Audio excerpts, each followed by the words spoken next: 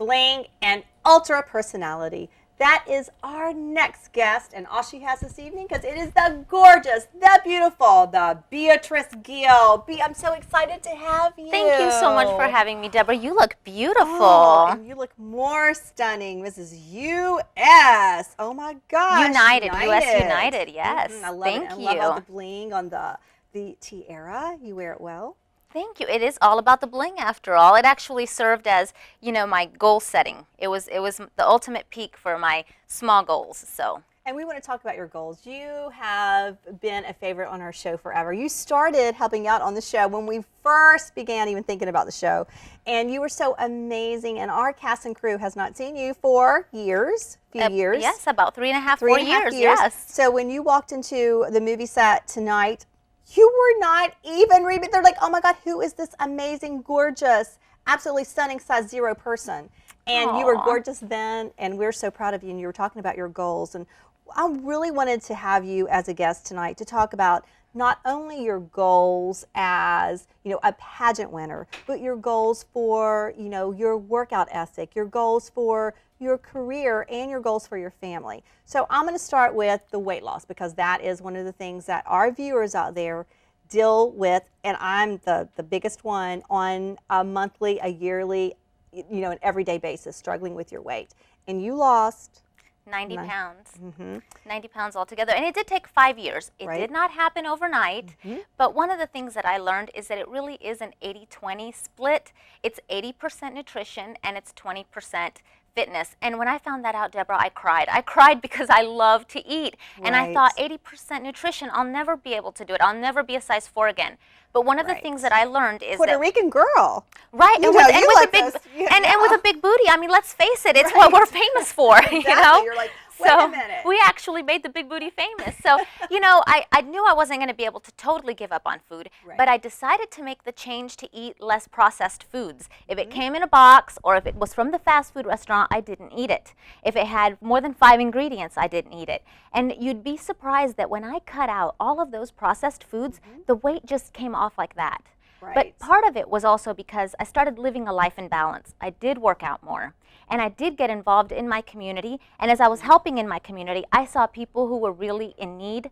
I saw kids who needed food, for instance, and I was working with Backpack Pals. And as I saw those kids in need of food, I thought, why am I eating so much? There's just not enough for everybody. Why am I eating so much of it? And then I realized I was holding on to the weight because I was always afraid of not having enough. So once that made that click in my mind that I didn't have enough as a child, so as an adult I was overcompensating, then it made it a whole lot easier to lose the weight. So life is all about a balance. It really is. And they say everything is back to your childhood. And lots of times it is triggers, things that you don't even realize you're thinking of or doing, like the food and eating the same things on a daily basis and gaining the weight. It was comfort food, number 1 to you. And number 2 was making you go back to your childhood. Right. But, you also had a goal that you did not say, I'm going to lose this weight in 6 months. You wanted to lose the weight to be healthy, to be a role model to your children and a role model to other women. When you talk about processed food, we've had so many nutritionalists on our show. And really when, at America today, we eat so many processed foods because we're in a hurry and we grab things and we don't even look at what's on the label.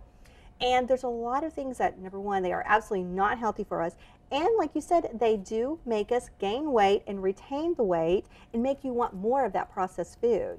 Absolutely. One of the things that I learned is that if I had an hour of time, instead of spending that hour of time in the gym, I'd rather spend it preparing my meals for the week and putting them away so that I can grab them quickly and pop them in the microwave. And once I had that system going, it was so easy for me to stay on that diet. There was no excuse for me to not eat nutritionally and not know what I was putting in my mouth because I planned ahead. And I started thinking, whoa, this planning ahead thing, that's a thumbs up, that really works. And I started applying it to other parts of my life. And as I modeled the behavior for my kids, I saw them taking it up too. They were doing that as well. They were starting. Balance. It's about changing your lifestyle on a daily basis and the balance. And you found the secret. But now we're not only talking about your weight loss, but we're going to also talk about the goals that you've achieved. So we're going to take a quick break. When we come back, we're going to talk about your pageant, your winning, and also your family. Absolutely. Okay, all of that when we come back.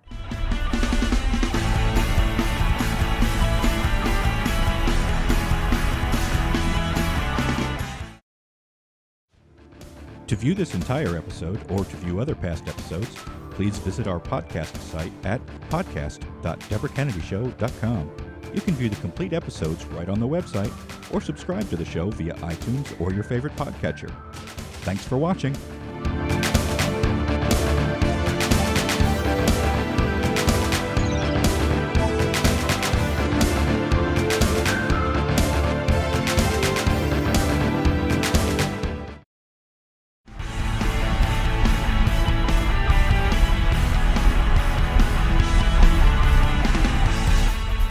Now we're back with the beautiful Mrs. United States United, U.S. United.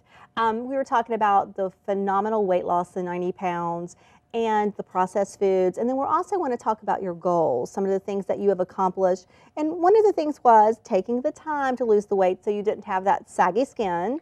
Absolutely. I knew that it was going to take time. I didn't put it on overnight. I'm not going to take it off overnight. And I knew that I was going to have to be nutritionally so that as I lost weight, my skin would rebound a little bit and I wouldn't have the sagging skin. And thankfully, I don't. Right. And also, another issue with that is that if you take your time to lose the weight, then your body starts to create set points. And those set points are points where you won't so easily gain that weight back. Right. And so my set points were 155. When I hit that, I stayed there for a while, and I knew that I could get comfortable with that. Then the next one was 133, and then 123. And as I hit those set points, I knew I'd never gain the weight back again. So it's better to take it easy and take it slowly. Well, I know you very well, and I know you, when you first began your weight loss journey, you did not love working out. And now you love it. So I want to tell our viewers how you had that change, because you really didn't. I know you.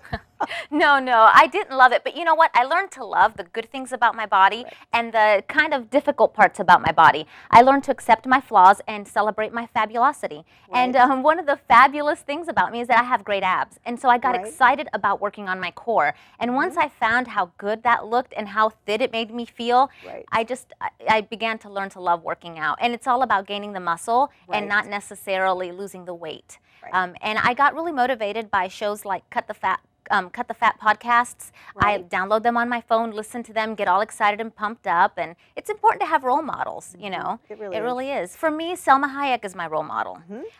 She has the same body type as me, and she has the same fashion sense. So I started doing a little bit of copying. I believe in looking at role models and listening to the pros and learning from them, and then just trying to be the best you that you can be instead of trying to be somebody else, but still taking a little bit of strength from somebody else by making them your role model. And that's great too, because, you know, like you said, you pick someone with your body type, not a girl that was 6 foot tall that you could never look like. And, you know, with Selma, What? I can't be 6 feet tall? Sorry, B. No. All the stretching in the world. It's not gonna help you to be 6 foot tall. But, you know, you did take a role model and you did mirror some of the things that she did that worked for her within your restraints of what would work for you. Absolutely. I learned that Selma Hayek has the same 24 hours in a day that I do. Heck, Gandhi has the same 24 hours a day as I do. So I can make the use of that time and actually accomplish something with my life. And I started to set goals for not just the weight loss, but also for the community service that I wanted to accomplish, to develop my career, to maintain friendships, to deal with my family and my kids and make sure that they got the best of me, not what's left over at the rest of the day, at the end of the day. And I couldn't be happier with the way my life is going. Is it still a work in progress? It will be till the day that I die. But I have to tell you that the Beatrice you see before you is someone that I really do love. I'm at peace with who I am, and I'm always learning to be a better person, and that's exciting for me. Well, we love you too. Tell me a little bit about what you want to do with your title. Well, I have the best director ever. First of all, she's in Atlanta, and she lets me loose. She lets me do whatever I need to do to promote my title. And I have been able to actually make appearances every weekend and really work with Backpack Pals, the program that I work with in my county, and also work with children with more buddies and become a mentor for kids and actually encourage them to do their best. There are a lot of kids who don't have the tools to actually succeed in life. And these are the kids that if you let them fall through the cracks now, later on we're going to regret it. We're going to become a society of people who do not have the skills, the life skills in order to live a happy life. And then that makes the rest of us miserable. So the point is to catch them when they're children and make sure we offer them all the tools for success. So I encourage people to get involved with communities and schools, with programs that mentor kids in their area. And then just to remember Dr. Covey's lessons, to live, to learn, to love, and to leave a legacy. Because when you leave a legacy, what you're doing is that you're leaving a little part of yourself that helps other people grow and learn, and you leave like this revolution of love that just never ends, this ripple in a pond that grows bigger and bigger and influences other people and just creates the kind of world that we want to live in. Pay it forward, totally. Absolutely. Well, you are all that in a bag of chips, Miss Beatriz Gill. Ooh, We are bag of chips? Bag of chips. Bag of chips. Oh, calling bag Where of are chips. they? We're so proud of you. Thank you so Thank much you. for spending the night on our set tonight with us. We love you. We're proud of you. And I'm so honored to consider you one of my very best friends. And I love you from the bottom of my heart. And you look amazing. Thank you. I love you too, and your staff is fabulous. I Oh, love I them. have the They best lied to staff. me. They told me I was gorgeous. You are gorgeous, darling. We love you. Have a safe trip back to Fayetteville. Thank you. Okay. And just like Beatriz Gill, you can have it all if you're willing to work for it. It's fashion. It's beauty. I personally believe that every single person can do something. It's celebrity. And then you were starring in Whitaker Bay. Whitaker Bay, which was, of course, in North Carolina Beach. It's fun. Holy cow, I'm on the Debra Kennedy Show. It doesn't get any better than this. It is huge. Join us here on Saturday night